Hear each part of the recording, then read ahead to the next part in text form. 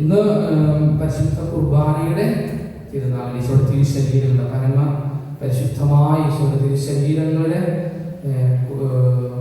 തിരുനാളാണ്. Yes, നിങ്ങൾ ഇഷ്ടംപോലെ 900-ലധികം പള്ളികൾ ഈ റോമ സിറ്റിക്കകത്തുണ്ട്.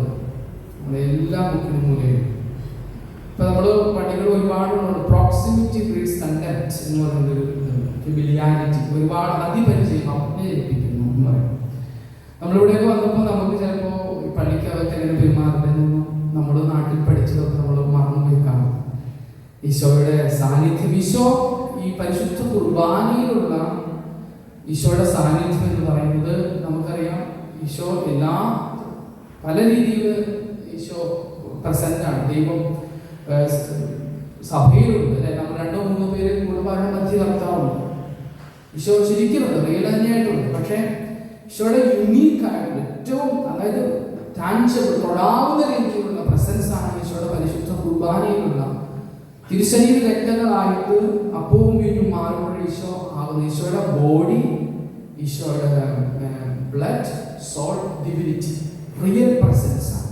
ഈശോ എന്ന വ്യക്തിയുടെ ശരീരം, രക്തം, ആത്മാവ്, ദൈവത്വത്തിലാണ് ഈശോ പ്രസന്റ് ചെയ്യുന്നത്. അപ്പൊ ആ ഈശോയുടെ അത് ഈശോ ഈ ശരീരവും രക്തവും ഉള്ളതാണ്.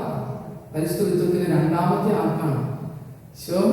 ദൈവം മനുഷ്യനായി മുതൽ ഈശോ ഉയർത്തെഴുന്നേറ്റപ്പോൾ മനുഷ്യന് നഷ്ടപ്പെട്ടോ? ഇല്ല, 100% മനുഷ്യനും ദൈവവുമാണ് ഈശോ ഉയർത്തെഴുന്നേറ്റ്. നമ്മൾ അതുപോലെ നമ്മൾ ഉയർത്തെഴുന്നേൽക്കുക.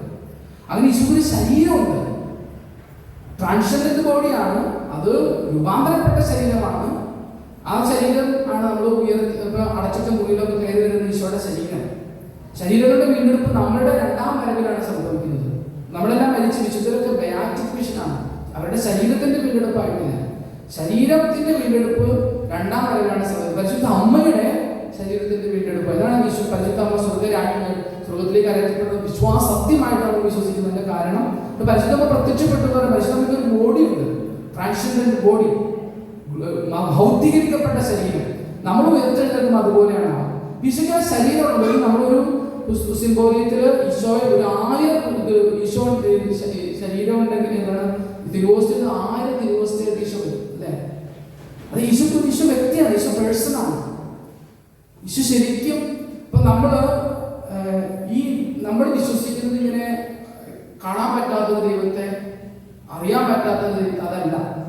നമ്മളിത് അനുഭവിക്കണം, നമ്മളിത് തൊടണം. അതുകൊണ്ട് യോഹന്നാൻ പറഞ്ഞ പോലെ ഞങ്ങൾ കണ്ടുകൊണ്ട് കണ്ടതും കാതുകൊണ്ട് കേട്ടതും കൈകൊണ്ട് സ്പർശിച്ചതും അനുഭവിച്ചറിഞ്ഞതുമായ ജീവന്റെ സുവിശേഷത്തെയാണ് നമ്മൾ വിശ്വസിക്കുന്നത്. ഈ ഈശോയെ നമ്മൾ അനുഭവിച്ചാലാണ് നമ്മുടെ ബന്ധം വളരുകയുള്ളൂ. നമ്മുടെ പള്ളിയിലൊക്കെ നമുക്ക് ചെറിയ തീരുമാനം, വലിയ കാര്യങ്ങളൊന്നും എടുക്കണ്ട.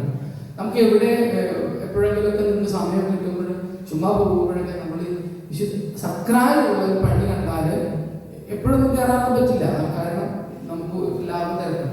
പക്ഷെ എപ്പോഴെങ്കിലൊക്കെ സമയം ഉണ്ടെങ്കിൽ അല്പസമയം ഈശോയുടെ അടുത്ത് കൂട്ടിയിരിക്കണം. ഈ പേഴ്സണാണ്. അടുത്ത വെള്ളിയാഴ്ച ഈശോയുടെ തിരുഹൃദയത്തിന്റെ തിരുനാൾ. എന്താണ് ഈ ഹൃദയം ഉള്ളത്? എവിടെ യൂക്രിസ്റ്റിക് മിറക്കിൾ നടക്കുന്ന എല്ലായിടത്തും ഈശോയുടെ ശരീരം ആയിട്ട് മാറുന്നത് അത് ഈശോയുടെ ഹൃദയത്തിന്റെ ഭാഗമാണ്.